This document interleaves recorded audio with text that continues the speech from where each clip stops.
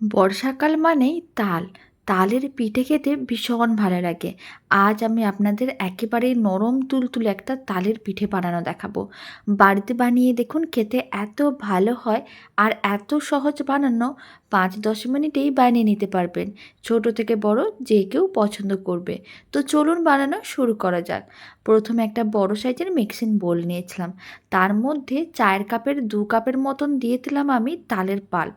এখানে আমি ঘন তালের পাল্প নিয়েছি। ১ কাপ দিয়ে দিলাম চিনি।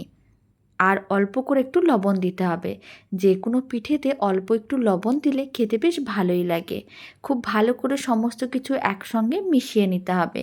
এবার চিনিগুলো মেল্ট হওয়ার জন্য অপেক্ষা করতে হবে। এখানে আমি ঘন তালের পাল্প নিয়েছি। আর তালটা যেন বেশ কালো হয়, তাহলেই তালের পাল্পটা বেশ মিষ্টি হবে আর পিঠেগুলো খেতেও বেশ ভালো লাগবে। চিনিগুলো মেল্ট হয়ে গেছে, ৫ মিনিট এইভাবে রেখে দিয়েছিলাম।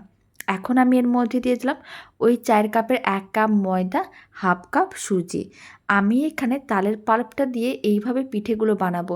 এতে তালের পাল্পের পরিমাণ বেশি থাকলে পিঠেগুলোর স্বাদও দ্বিগুণ হয়ে যায়, খেতেও দারুণ লাগে। খুব ভালো করে সমস্ত কিছু একসঙ্গে মিশিয়ে নিতে হবে। প্রথমে এইভাবে শুকনো উপকরণগুলোকে মিশিয়ে নিতে হবে।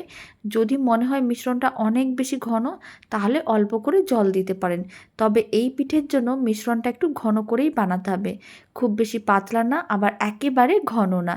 এরকমই মিডিয়াম ঘনত্বের রেডি করব। এতে পিঠেগুলো খুব সুন্দরভাবে রেডি হবে। সমস্ত কিছু মিশিয়ে নিয়েছিলাম। এখন অল্প করে একটু দিয়ে দিলাম বেকিং সোডা। অল্প একটু বেকিং সোডা দিলে পিঠেগুলো অনেক বেশি নরম তুলতুলে আর ফুলকো হবে। ২-৩ চামচের মতন জল দিয়ে দিলাম। আর বেকিং সোডা দিলে সবসময় অল্প করে একটু জল দেওয়ার চেষ্টা করবেন, তাহলে বেকিং সোডার কাজটা দ্বিগুণ হয়ে যায়। খুব ভালো করে মেশানো হয়ে গেছে, মিশ্রণ একেবারেই রেডি। বেকিং সোডা দিলে পিঠেগুলো বেশ ফুলকো ফুলকো হবে। খুব ভালো করে মেশানো হয়ে গেছে। আর আপনারা দেখুন, ব্যাটারটা ঠিক এরকমই ঘন করেই রেডি করতে হবে। কড়াইতে পরিমাণ অনুযায়ী সাদা তেল গরম করে নিয়েছিলাম। এবার বেশ কিছুটা করে মিশ্রণ দিয়ে দিলাম। আর এখানে আমি পিঠেগুলোকে একটু বড় বড় সাইজের বানাবো। আপনারা চাইলে ছোট বা মিডিয়াম সাইজেরও বানাতে পারেন। তবে আমি এইভাবে একটু বড় বড় করে পিঠেগুলো বানাচ্ছি। আপনারা কিন্তু ছোট বড় বানিয়ে নেবেন। গরম তেল এইভাবে ছিটিয়ে রাখতে হবে। এতে দেখবেন পিঠের ওপরটা বেশ ফুলে উঠবে। আর এইভাবেই গরম তেলটা ছিটিয়ে রাখতে হবে। অল্প অল্প করে গরম তেল ছিটিয়ে দেখতেই পাবেন ১ মিনিট পরে পিঠেটা একেবারে বলের মতন ফুলে উঠেছে।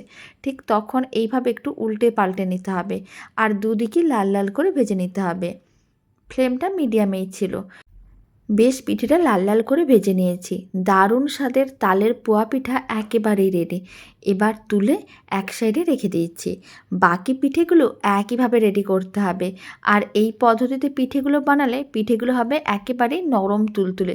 খেতে এত ভালো হবে, যদি আপনারা ২-৩ দিনও রেখে দেন একই রকম নরম তুলতুলে থাকবে।